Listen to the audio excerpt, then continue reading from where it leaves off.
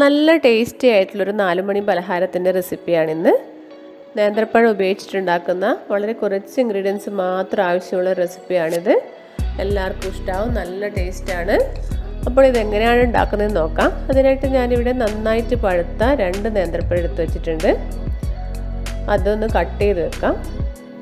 ചെറുതായിട്ട് കട്ട് ചെയ്തതിന് ശേഷം നമുക്കിതൊരു മിക്സിയുടെ ജാറിലേക്ക് ഇടാം.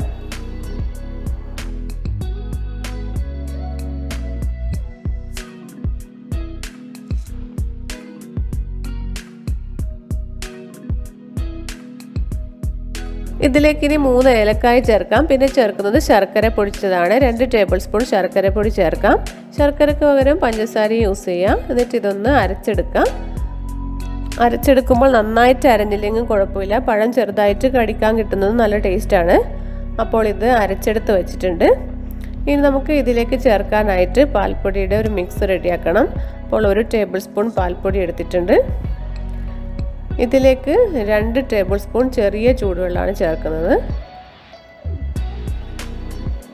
ചൂടുവെള്ളം ചേർത്തതിന് ശേഷം ഇത് നന്നായിട്ടൊന്ന് മിക്സ് ചെയ്യാം.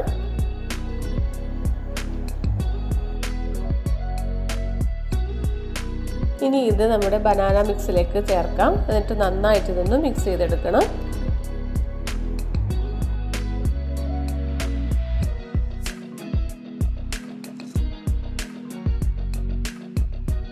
ഇതിലേക്ക് ഇനി 1/2 കപ്പ് തേങ്ങ ചിരവിയത് ചേർക്കാം. പിന്നെ ചേർക്കുന്നത് റവയാണ്. 1 ടേബിൾ സ്പൂൺ റവ ചേർക്കാം.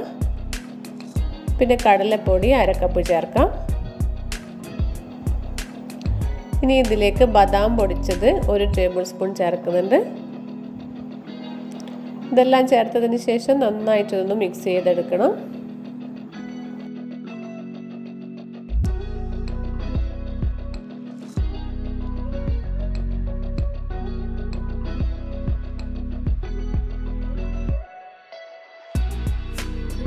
എല്ലാം നന്നായിട്ട് മിക്സ് ആക്കിയിട്ടുണ്ട്. ഇനി നമുക്കിത് ഫ്രൈ ചെയ്തെടുക്കണം. ഫ്രൈ ചെയ്യാനായിട്ടുള്ള എണ്ണ ചൂടായിട്ടുണ്ട്. ഇനി ഇതിലേക്ക് നമ്മൾ റെഡിയാക്കി വെച്ചിരിക്കുന്ന മാവിൽ നിന്നും കുറച്ചായിട്ട് കോരി ഒഴിക്കാം. 1 സ്പൂൺ ഉപയോഗിച്ചിട്ട് എടുത്താൽ മതി.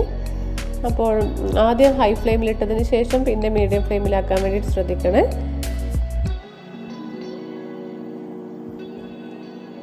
ഒരു സൈഡ് നന്നായിട്ട് ഫ്രൈ ആയി വന്നിട്ടുണ്ട്, കളറൊക്കെ മാറി വന്നിട്ടുണ്ട്. അപ്പോൾ നമുക്കിതെല്ലാം ഒന്ന് മറിച്ചിട്ട് കൊടുക്കാം.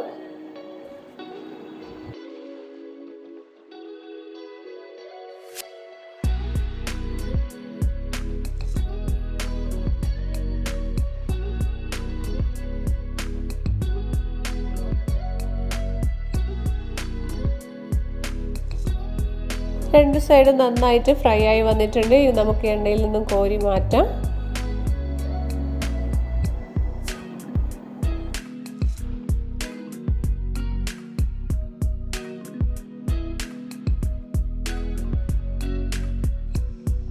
വളരെ ടേസ്റ്റി ആയിട്ടുള്ള ഈ 4 മണി പലഹാരം ഇവിടെ റെഡി ആയിട്ടുണ്ട്. അപ്പോൾ എല്ലാവരും ഇതൊന്ന് ട്രൈ ചെയ്ത് നോക്കണേ. പുതിയൊരു റെസിപ്പിയുമായിട്ട് വീണ്ടും കാണാം. Thank you.